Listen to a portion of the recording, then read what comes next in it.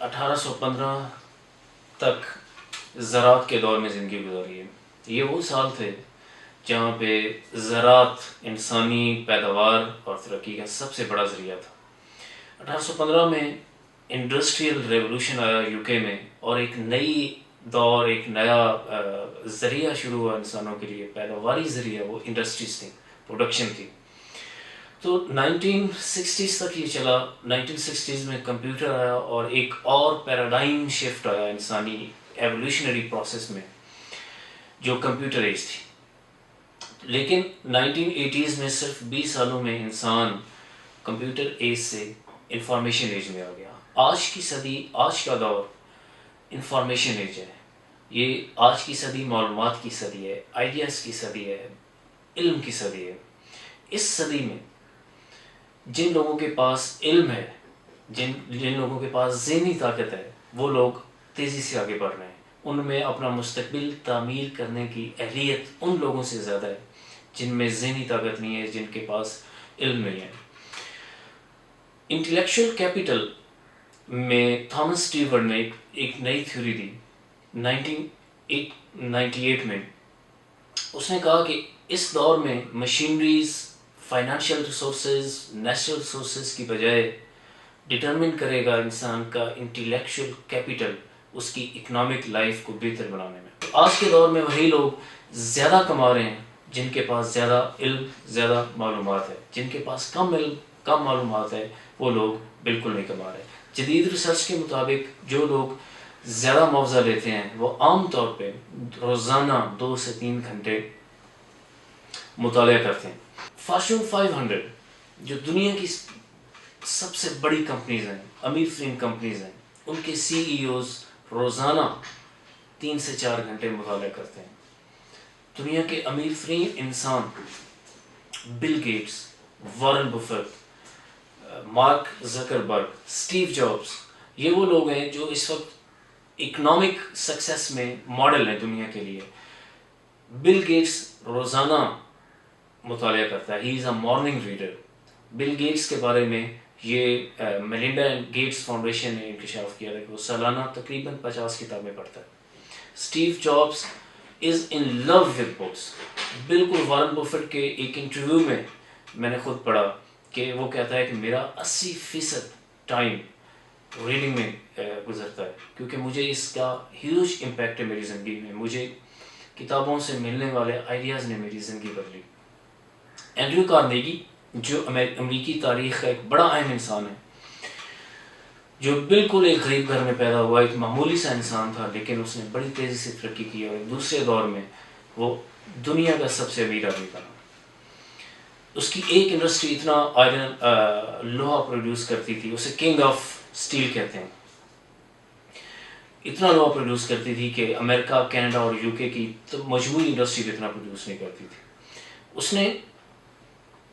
وہ کہتا تھا کہ میں اپنی نوجوانی میں امیر لوگوں کے گھروں میں جاتا تھا، لائبریریز ان سے مستعار کتابیں لیتا تھا اور سارا دن پڑھتا تھا سیچرڈیز کو. تو ان سے ملنے والے آئیڈیاز نے مجھے میری زندگی بدل دی. ایسے آئیڈیاز دیے کہ میں نے ان کو اپلائی کیا اور میں دولت کماتا گیا. تو یہ ایک ایسا ریڈنگ ایز اے ہیبٹ، ایک ایسی عادت ہے جو آپ کو دوسرے لوگوں سے منفرد کر دیتی ہے، چند سالوں کے اندر بہتر بنا دیتی ہے. تو آپ کو اگر زندگی میں آگے بڑھنا ہے اور تیزی سے آگے بڑھنا ہے اور ترقی کرنی ہے تو آپ کے پاس اس سے بہتر راستہ کوئی نہیں. یہ انسانی کامیابی کا پہلا قانون ہے کہ آپ اپنے پروفیشن میں اور اپنی زندگی میں آنے والے چیلنجز سے مطابقت رکھنے والا علم حاصل کرنا شروع کر دیں. اور یہاں پہ میں آپ کو بتانا چاہوں آخر میں، برائن ٹریسی ایک بڑا مشہور لیڈر ہے جو سکسیس پہ کتاب میں اس کی 30 سے زیادہ پچھلے 50 سال سے وہ کام کر رہا ہے انسانی کامیابی پہ. وہ کہتا ہے کہ امریکہ میں آپ کسی امیر شخص کے گھر میں جائیں تو آپ کو 2 چیزیں مشترک نظر آتی ہیں. ایک چیز کہ اس کا گھر کا لان وسیع ہوگا، یہ وہاں کا کلچر ہے. دوسری چیز جو آپ کو ہر امیر امریکی کے گھر میں ملتی ہے وہ ایک بڑی لائبریری ہے. All of them are voracious readers.